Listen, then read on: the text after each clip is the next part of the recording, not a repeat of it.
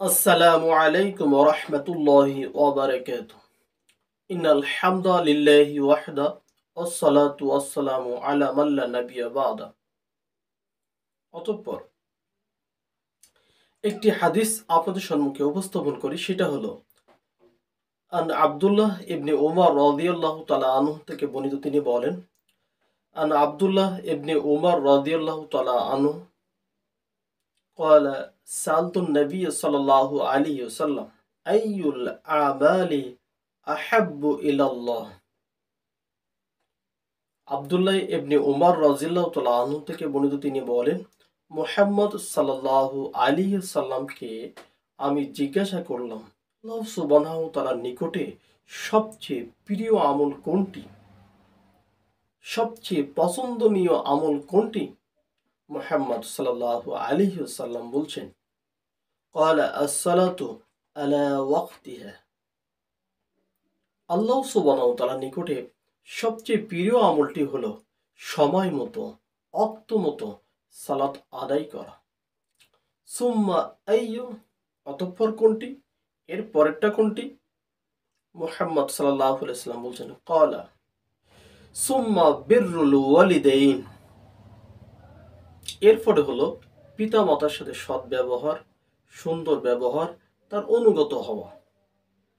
এরপরে বলছেন সুম্মা আইয়ু, এরপরে কোনটি? মুহাম্মদ সাল্লাল্লাহু আলাইহি সাল্লামকে জিজ্ঞাসা করলেন, এরপর কোনটি? ক্বালাল জিহাদু ফি সাবিলিল্লাহ। অতঃপর আল্লাহ সুবহানাহু ওয়া তাআলার নিকটে সবচেয়ে প্রিয় আমল সেটা হলো আল্লাহ সুবহানাহু ওয়া তাআলার পথে সংগ্রাম করা, লড়াই করা, আল্লাহর পথে জিহাদ করা। এটা হলো মুহাম্মদ সাল্লাল্লাহু আলাইহি সাল্লাম এই আব্দুল্লাহ ইবনে উমরকে বলে দিলেন। আর আব্দুল্লাহ ইবনে উমর জিজ্ঞাসা করলেন। এখানে আমরা তিনটা বিষয় পেয়ে যাই। একটা হলো আল্লাহ সুবহানাহু ওয়া তাআলার কাছে সবচেয়ে প্রিয় আমল সেটা হলো সালাত,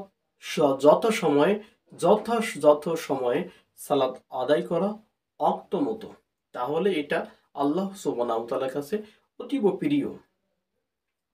দ্বিতীয় হলো যে আল্লাহ সুবহানাহু ওয়া তাআলার ইবাদত বন্দেগীর পর সবচেয়ে বেশি খেদমত, মর্যাদা সম্পন্ন ব্যবহার পাওয়া, উত্তম কাজ করা হলো পিতামাতার সাথে সৎ ব্যবহার করা এবং তাদেরকে খেদমত করা, তাদের কথায় অনুগত হওয়া, তাদের কথায় যেন নাফরমানি না হয়, এভাবেই তার পিতামাতাকে মান্য করা।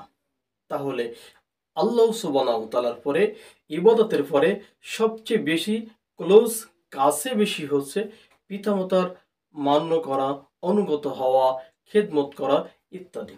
আসুন এর থেকে আল্লাহ সুবহানাহু ওয়া তাআলার নিকটে আরেকটি প্রিয় হলো ৩ নম্বরে যেটা বললেন মুহাম্মদ সাল্লাল্লাহু আলাইহি ওয়াসাল্লাম, সেটা হলো যে আল জিহাদু ফি সাবিলিল্লাহ। আল্লাহ সুবহানাহু ওয়া তাআলার রাস্তায়, পথে জিহাদ, সংগ্রাম এটা করা।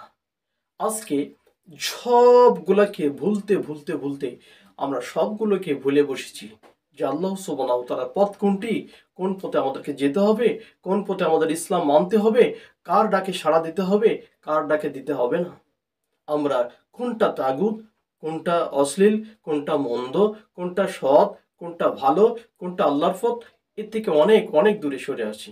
আসুন না আমরা মুহাম্মদ সাল্লাল্লাহু আলাইহি সাল্লামের কথা, যেটা হাদিস, সেটা মানার চেষ্টা করি। যেটা তিনি আদেশ করেছেন সেটা আমরা মানার চেষ্টা করি। আল্লাহ সুবহানাহু ওয়া তাআলা আপনাকে আমাকে সেই তৌফিক দান করুন। আল্লাহুম্মা আমিন।